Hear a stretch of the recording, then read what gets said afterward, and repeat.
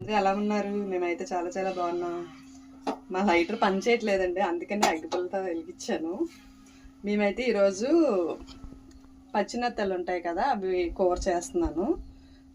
ఇగురులాగా అనమాట, టమాటా అది వేసి. ముందైతే ఆయిల్ అయితే వేసుకోవాలి.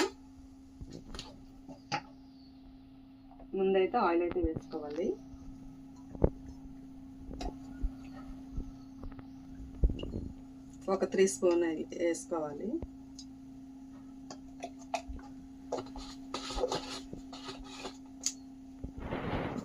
ఆయిల్ వేసుకున్నాక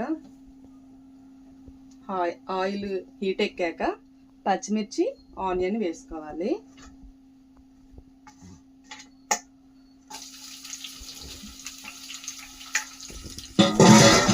ఇదైతే ఫిష్ అయితే కొంచెమే ఉన్నాయి కదండి, అందుకని అన్నీ కొంచెం కొంచెంగానే కట్ చేస్తాము.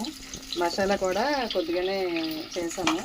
ఇందులో అయితే 1 టమాటా, ఆనియన్, జీలకర్ర, ధనియాలు, చెక్క, అల్లం, వెల్లుల్లి ఇదంతా పేస్ట్ అయితే చేసుకోవాలి.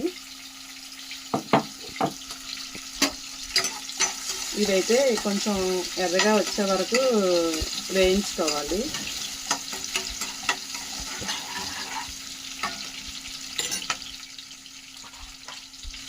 కొంచెం అయితే పసుపు అయితే వేసుకుందాం, కొద్దిగా.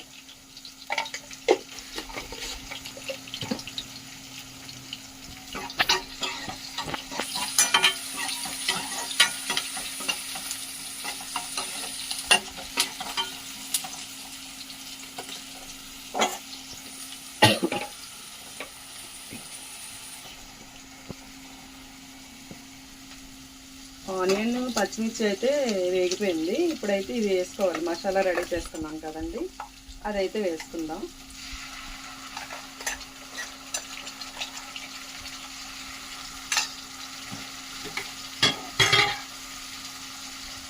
ఇక్కడైతే రైస్ అయితే పెట్టానండి.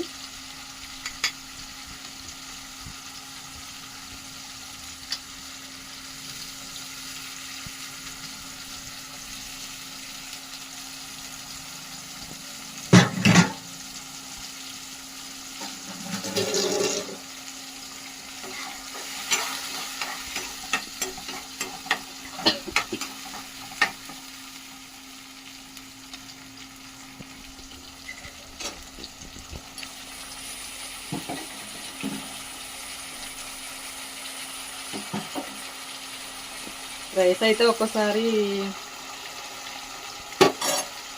కుక్కర్లో అయితే పెడతాము, ఒకసారి వేడి గంజి అలా కావాలనుకుంటే ఎలా వండుకుంటాం అన్నమాట, గంజి వచ్చేటట్టు. సమ్మర్ కదండి, అందుకనే కొంచెం వేడి గంజి ఉంటే నిమ్మకాయ అది వేసుకొని కలుపుకొని తాగడానికి బాగుంటుంది.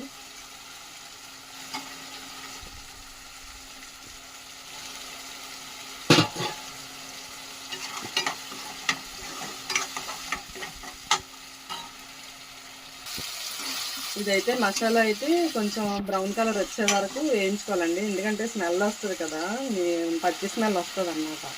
అందుకనే ఆయిల్లో కొంచెం అలా డీప్ ఫ్రైలా చేసుకోవాలి మసాలా ముద్ద. అందులోనే అల్లం వెల్లుల్లి అన్నీ వేసి మిక్సీ వేస్తామండి. ఇప్పుడైతే కొంచెం సాల్ట్ సరిపడినంత, కొంచెం కారం అయితే ఇప్పుడే వేసేసుకోవాలి, కొద్దిగా కారం,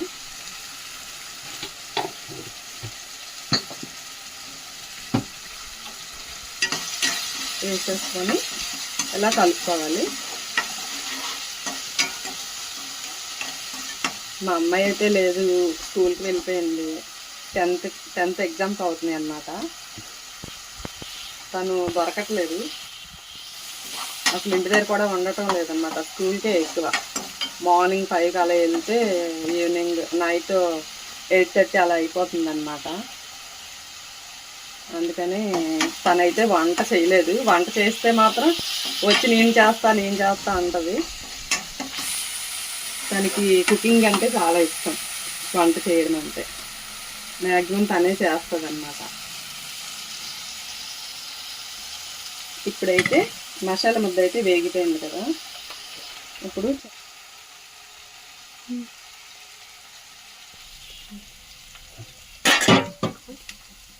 మసాలా అయితే వేగిపోయింది కదా, ఇప్పుడైతే చింతపండు రసం అయితే వేసుకుందాం.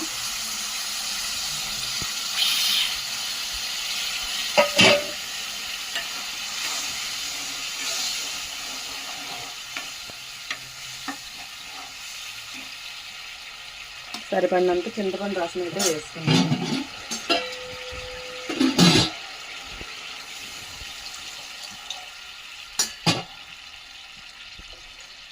ఇప్పుడైతే 5 మినిట్స్ అయితే మూత పెట్టేసుకుందాం, అది కొంచెం బాయిల్ అయ్యే వరకు.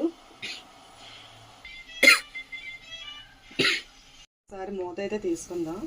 ఆల్మోస్ట్ అంటే కొంచెం బాగా మరిగింది. ఇప్పుడైతే మనం పచ్చినత్తలు ఉంటాయి కదండి, అవి వేసేసుకుందాం. ఇందులో ఫస్టే ఉప్పు, కారం, కొంచెం ఆయిల్, కొంచెం పసుపు అలా కలిపేసి పెట్టేసుకున్నాను ఒక హాఫ్ అన్ అవర్ ముందు.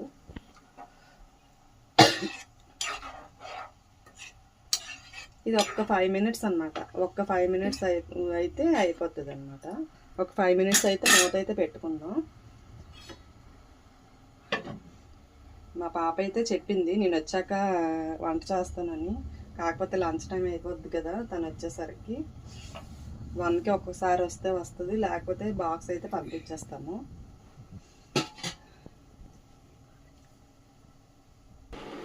ఒకసారి అయితే చూద్దాము ఎంతవరకు వచ్చిందో కూర.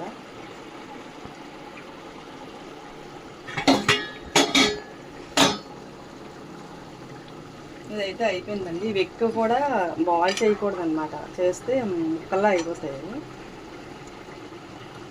చూడండి ఎంత బాగా వచ్చిందో. అంతే, దించే ముందు అయితే కొంచెం కొత్తిమీర వేసుకొని దించేసుకోవాలి. మా దగ్గర అయితే ఈరోజు కొత్తిమీర అయితే లేదు.